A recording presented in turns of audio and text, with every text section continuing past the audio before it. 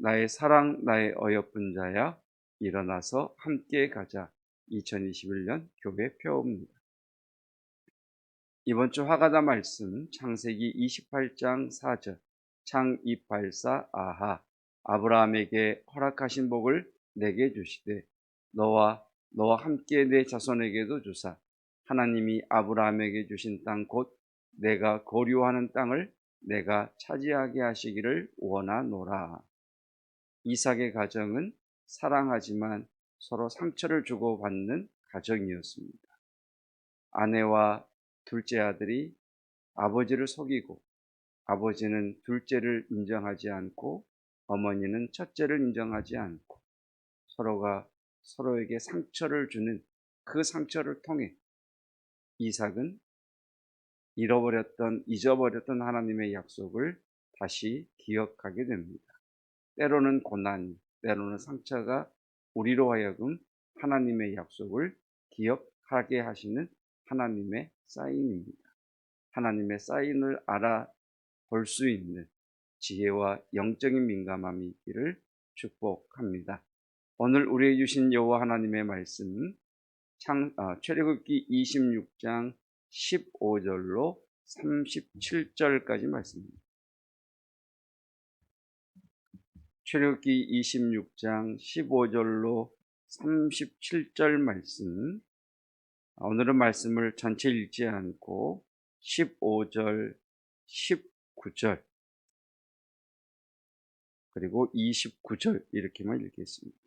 15절, 19절, 29절 이렇게 읽겠습니다.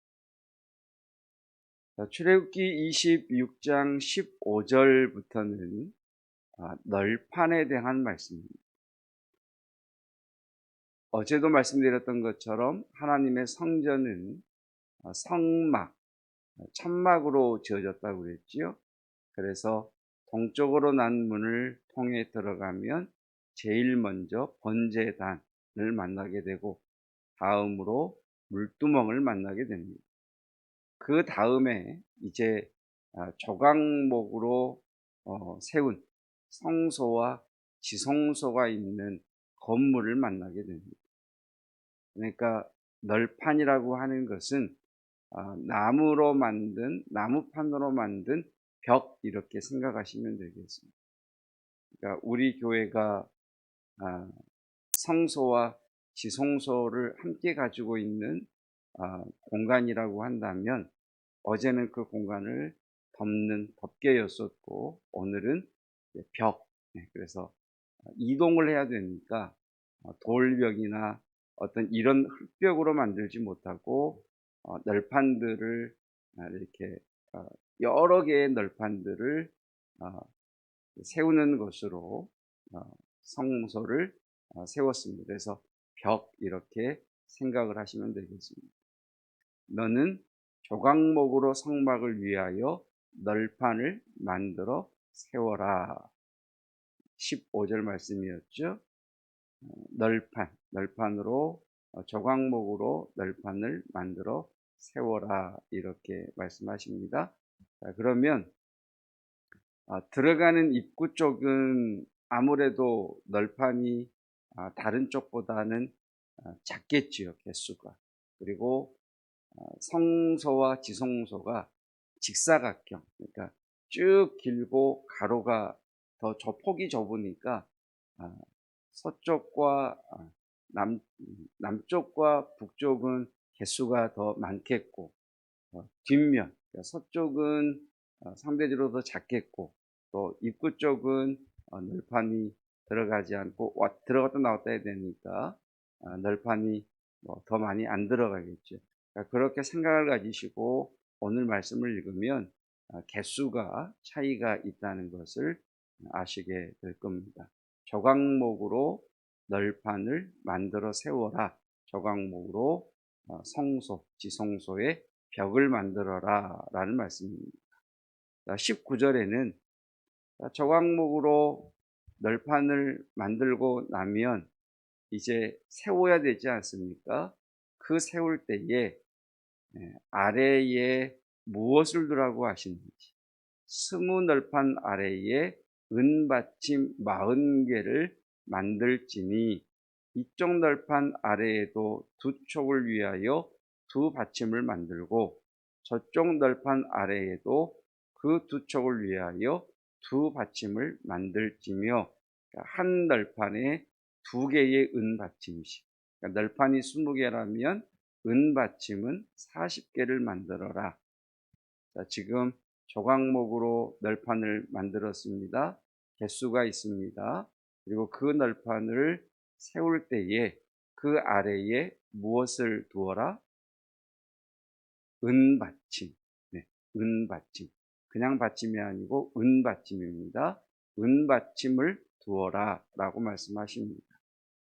그리고 29절에 보면 이 널판들, 조각목으로 널판을 만들고 그 널판들을 금으로 싸라 이렇게 말씀하십니다. 그 널판들을 29절 그 널판들을 금으로 싸고 그 널판들의 띠를 꿰 금고리를 만들고 그 띠를 금으로 싸라. 그럼 대충 이제 좀 그림이 그려지시지요? 조각목으로 일정한 폭에 따라서 여러 개의 널판들을 쭉 만듭니다. 그 널판을 가지고 성소와 지성소를 세울 때 그냥 조각목이 아니라 금을 입힌 조각목이죠.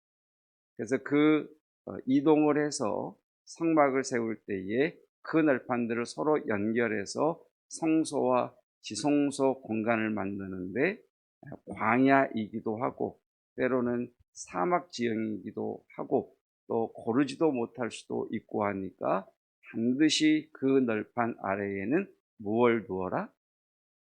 무엇을 두어라? 은받침을 두어라. 오늘 새벽에 기억하셔야 될 말씀입니다. 조각목으로 널판을 만들고 무엇으로 싸고 금으로 싸고 그리고 그 아래는 무엇을 두어라? 은받침을 두어라. 교회, 우리는 교회지요. 나 자신도 교회이고 또 우리의 모임도 교회이지요. 교회는 성도는 무엇 위에 서야 하는가에 대한 말씀입니다. 은이라고 하는 것은 옛날부터 독을 분별하는 데 종종 사용되곤 했습니다. 그래서 옛날 할아버지 식사를 하시는 걸 보면 할아버지 수저하고 젓가락만 달랐어요. 다른 사람은 다 평등하고 그래서 주로 이제 은수저, 은수저를 두기도 하고 은젓가락을 두기도 해서 옛날 뭐 임금님 같은 경우는 이렇게 기미상궁이라고 그러죠. 기미상궁이 이렇게 음식을 먹어보기도 하고 그 음식에 은을 쓱 집어넣어 보면 약이 있는지 독약이 없는 것인지 분별하기도 했습니다. 자, 널판을 세우되 무슨 받침? 은받침. 그러니까 우리의 신앙은 언제나 하나님 말씀으로 분별되어야 한다는 것입니다. 저는 저와 여러분들의 신앙과 저와 여러분들의 삶의 기준이 하나님의 말씀이시기를 주님의 이름으로 축복합니다. 여기서 말씀이라고 하는 것은 기록된 하나님의 말씀이신 예수 그리스도를 이야기합니다. 그래서 여러분, 우리가 성경을 배우고 읽고 해야 하는 이유가 거기에 있는 거죠. 설교가 하나님의 말씀 아닙니다. 하나님의 말씀을 풀어서 대언하는 것이지 그 설교조차도 하나님의 말씀에 근거하지 않으면 설교가 되지 못하겠지. 여러분, 기록된 하나님의 말씀인 성경 그리고 말씀이신 예수 그리스도가 저와 여러분들의 신앙의 분별을 하는 말씀이 되기를 축복합니다. 자, 그리고 이 은받침을 두지 않으면 널판들을 세울 때에 기울기가 다르거나 울퉁불퉁하면 그냥 그 성소와 지성소가 와르르 무너져 버리게 됩니다. 모래사막 같은 경우는 그냥 널판이 쓱 모래 속으로 빠져 들어가 버리게 됩니다. 그러면 벽 중에 몇 개의 벽이 그렇게 되면 성소와 지성소는 그냥 와르르 무너져 버리고 마는 거죠. 그러니까 오늘 말씀은 우리에게 이렇게 묻고 계십니다. 너의 신앙은 무엇을 받침으로 삼고 있니? 우리의 신앙은 하나님의 말씀이 우리 신앙의 받침이 되시기를 주님의 이름으로 축복합니다. 성막 중에 가장 중요한 공간인 성소와 지성소입니다. 벽입니다.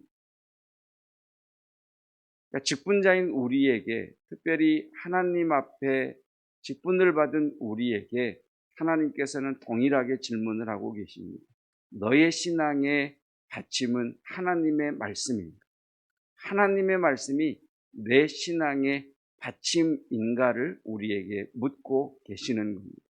그러니까 하나님의 말씀이 받침이 되지 못하면 우리의 신앙은 넘어지기도 하고 우리의 신앙은 빠져들기도 하고, 그렇게 우리의 신앙의 받침이 말씀이 아닌 경우에 여러 사람이 모일수록 그 교회는 위험해지게 됩니다. 여러분, 어떤 사람은 자기 감정이 신앙의 받침인 사람이 있습니다. 종종 말씀드리는 내용이지만 부부가 함께 교회를 가려고 하다가 남편과 아내가 사소한 문제로 말다툼이 벌어졌습니다. 그때 남편이 하는 말, 기분 나빠서 교회 안 가. 참 유치하죠, 그렇죠? 예. 그러니까 기분 나빠서 교회 안 가 이 말은 뭐냐면 성질난 아내의 마음을 내가 안 간다고 하면 더 아프겠지라고 하는 그 못된 그런 마음에서 나오는 표현들이죠. 여러분, 그 사람의 신앙은 하나님 말씀이 받침이 아니라 감정이 받침입니다. 의외로 감정이 신앙의 받침인 성도가 많습니다. 기분 나빠서 내가 교회 안 다닙니다. 내가 저 사람 보기 기분 나빠서 내가 오늘 안 간다. 저는 저와 여러분들의 신앙의 받침이 하나님의 말씀이시기를 축복합니다. 그런가 하면 어떤 사람은 자기의 지식, 자기의 경험이 신앙의 받침인 사람이 있습니다. 이런 사람일수록 고집이 아주 셉니다. 왜? 자기의 생각, 자기의 경험이 전부인 줄 알기 때문입니다. 여러분, 우리의 신앙은 내 신념, 내 생각, 내 경험에 세워지는 것이 아니라 하나님의 말씀입니다. 여러분, 하나님의 말씀이 우리의 신앙의 받침이 되시기를 축복합니다. 어떤 분은 직분이나 자리가 신앙의 받침인 사람이 있습니다. 어떤 일을 맡거나 어떤 직분을 주면 열심히 하지만 그렇지 않으면 시큰둥합니다. 나를 못 알아주고 또 내가 드러나지도 않고, 그 사람의 신앙의 받침은 하나님의 말씀이라기보다는 자기의 이름을 드러내는 것이 그 사람의 신앙의 받침인 것이죠. 그리고 또 우리가 조금 더 깊이 들어가 보면 우리의 정욕이 신앙의 받침인 경우가 조금 더 들어가 보면 많습니다. 어떤 사람이 사업을 했습니다. 목사님께 신방을 받고 사업을 할 때에 신방을 받으면서 목사님에게 하신 말씀, 뭐라고 말씀을 드렸느냐? 목사님, 제가 사업을 시작하는데 하나님의 뜻대로 이 사업이 잘 되기를 원합니다. 이렇게 기도해 주세요. 이렇게 부탁을 드렸습니다. 근데 이분의 사업이 시작을 할 때 되는 것 같더니 계속해서 사업이 막히고 또 막히고 안 되는, 그러면서 이분이 교회를 한 번, 두 번 빠지더니 뜸해지는 겁니다. 하루는 목사님께서 이야기를 하면서 왜 교회 안 나오느냐 그랬더니 이분이, 아니 목사님, 사업을 시작하면서 하나님의 뜻대로 사업 잘 되게 해주세요라고 기도하고 목사님 오셔서 기도까지 하셨는데 이렇게 사업이 안 되는데 내가 왜 교회 갑니까? 이러더랍니다. 그 목사님의 생각이신지 아니면 직접 말씀하셨는지는 모르겠지만 그 목사님의 글에는 이렇게 되어 있습니다. 사업이 잘 되는 것만 하나님의 뜻인가? 사업이 안 된 데에는 하나님의 또 다른 뜻이 있지 않겠는가? 성경은 정욕으로 쓰려고 구하면 하나님이 응답하지 않으신다고 하셨는데, 이 사람의 사업이 너무 잘 되면 이 사람은 하나님도 잊어버리고 교회도 잊어버리고 신앙도 잊어버릴까 봐 하나님께서 그 사람의 신앙을 먼저 단단히 세워주기 위해 먼저 광야를 지나가게 하신 것은 아닙니까? 그런데 그 사람은 자신의 사업, 다시 말하면 자기 정욕, 다시 말하면 자기 뜻대로 되는 것이 신앙의 받침이었던 것이죠. 다시 한번 축복합니다. 저와 여러분들의 신앙의 받침이 하나님의 말씀이시기를 축복합니다. 그리고 조금 더 들어가 보면 목회자가 신앙의 받침인 사람도 있고, 교회가 신앙의 받침인 사람도 있고, 다른 사람과의 관계가 신앙의 받침인 경우도 있습니다. 교육전도사 때, 그리고 다음 세대를 맡아서 사역했을 때 가장 어려운 학생이 어떤 부류였느냐면, 전임 사역자가 너무 잘하고 인간관계가 좋았을 때였어요. 그러니까 특별히 제가 교육 파트를 맡았을 때에는 중고등부 같은 경우는 정말 교역자에게 영향을 많이 받았습니다. 전임 사역자와 인간적으로 너무 이제 너무 잘하셨으니까 그렇겠죠. 관계가 좋은 학생일수록 새로 부임한 제게 마음을 열지 않습니다. 설교를 듣는 게 아니라 째려봅니다. 전사님 때문에 우리 전사님이 나갔잖아, 이렇게 째려보기도 하고. 여러분, 어떤 목회자를 우리가 사랑할 수 있고 존경할 수 있고 따를 수 있지. 그러나 여러분, 하나님의 말씀이 저와 여러분의 신앙의 받침이시기를 주님의 이름으로 축복합니다. 그걸 점검하라는, 너의 신앙은, 너의 신앙의 받침은 하나님의 말씀입니다.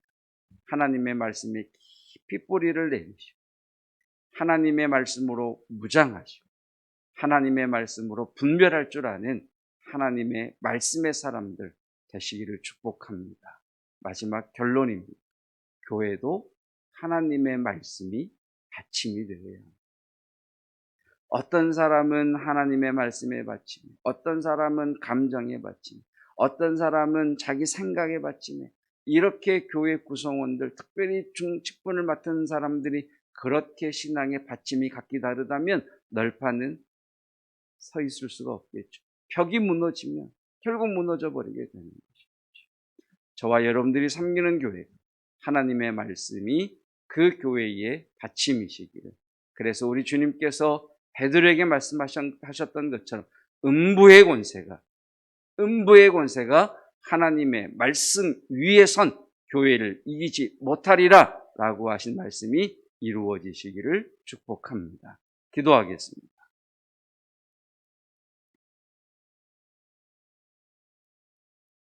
내 신앙을 바치고 있는 것은 무엇인가에 대한 말씀을 주셨습니다. 하나님의 말씀이 내 신앙의 받침인가? 아니면 감정이, 또는 좋아하는 사람이, 또는 오랜 세월의 그 습관이, 아니면 인간관계가 내 신앙의 받침인가를 주님 말씀하셨습니다. 무엇이 내 신앙의 받침인가는 우리가 광야를 지나면 더욱 분명하게 나타나는 것 같습니다. 어떠한 일을 만났을 때 하나님 우리의 신앙이 흔들리지 않게 하여 주시고, 특별히 이 코로나 시대를 지나면서 하나님 우리 모든 성도들의 신앙이 하나님의 말씀 위에 서 있다는 것이 확인되어지는 기간이 되기를 원합니다. 혹여 코로나19로 인하여 내 신앙의 받침이 발견되었다면 하나님의 말씀이 아닌 다른 것이 내 신앙의 받침이었구나, 특별히 두려움이 내 신앙의 받침이었구나라고 하는 것이 확인이 된다면 주님, 그 신앙의 받침을 말씀으로 전환할 수 있는 좋은 기회가 되게 하여 주시옵소서. 하나님 뿐만 아니라 우리가 섬기는 교회들이 말씀 위에 든든히 서 가기를 원합니다. 하나님의 말씀이 최고의 권위가 있게 하여 주시고 하나님의 말씀이 가장 앞서는 교회가 되게 하여 주시어서 그 말씀이 우리의 신앙의 기준이요, 그 말씀이 우리의 신앙의 터가 되는 교회 성도 되게 하여 주시옵소서. 하나님, 수험생들을 축복하며 기도합니다. 지금 이제 계절이 더워지면서 또다시 한번 하나님 마음이 뒤로 후퇴하고 몸이 지칠 때가 지나가고 있사온데 우리 주님 성령께서 임하셔서 그 마음에 불을 던져 주시어서 열정으로 달려가게 하시고 하늘의 새 힘을 공급하여 주시옵소서. 우리 젊은 세대들의 진로의 문을 열어주시기를 원합니다. 하나님 만남의 복을 주시기를 원합니다. 다음 세대가 일어나게 하여 주시기를 원합니다. 하나님 계속해서 이번 주간도 백신을 접종하는 성도들 가운데 평강 주시고 하나님 큰 부작용이나 고통 없도록 하나님께서 붙들어 주시옵소서. 어르신들 영육간에 강건케 하시고 총명 잃어버리지 않게 하여 주시옵시고 하나님 가정을 위하여 기도하는 사명자로 온전히 서게 하여 주시옵소서. 예수 그리스도의 은혜와 하나님의 사랑하심과 성령 하나님의 깨닫게 하시는 놀라운 은총이 내 신앙은 하나님 말씀 위에 서 있기를 원합니다. 고백하며 기도하며 바라는 성도들 위해 영원토록 함께 하시기를 축원하옵나이다. 아멘.